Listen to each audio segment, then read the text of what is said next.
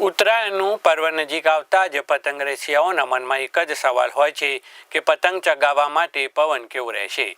આ વર્ષે ઉત્તરાયણના દિવસે પતંગ ચગાવવા માટે પતંગ રસિયાઓએ ચિંતા કરવાની જરૂર નથી।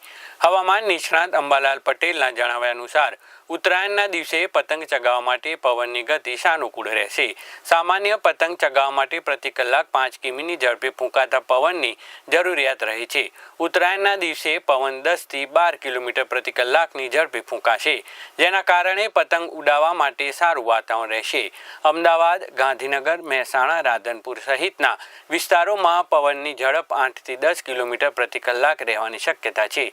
ખાસ વાત એ છે કે ઉત્તરાયણના દિવસે સવાર, બપોર અને સાંજ એમ 3 અલગ અલગ પહોરમાં પવનની ઝડપમાં ફેરફાર જોવા મળશે।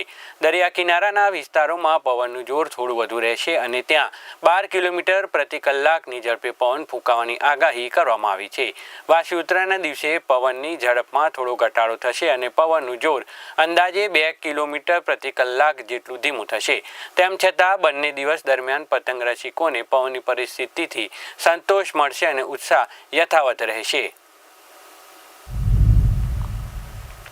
ઉત્તરાયણનું પર્વ ક્યારેક દિવસે આવતું હોય છે, ક્યારેક રાત્રે મકર સંક્રમણ થતું હોય છે સૂર્યનું, અને ક્યારેક 15મી જાન્યુઆરી પણ થતું હોય છે।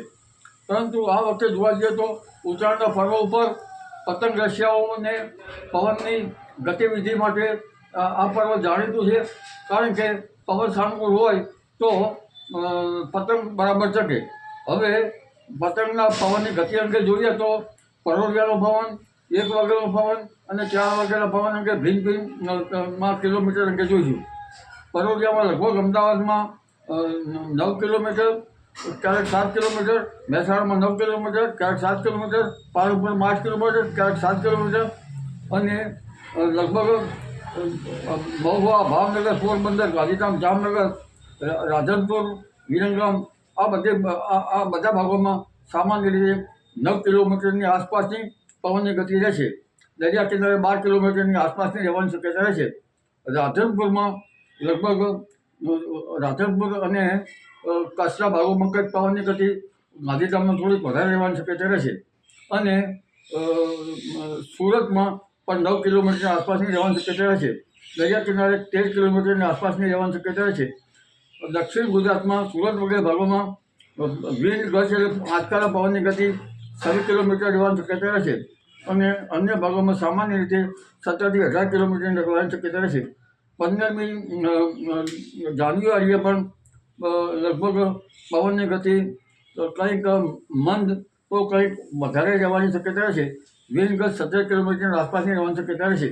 હવે 10 વાગ્યાના પવન અંગે જોઈએ તો લગભગ મોટાભાગના ભાગોમાં 6 થી 7 કિલોમીટરની ગતિની રહેવાની શક્યતા રહેશે।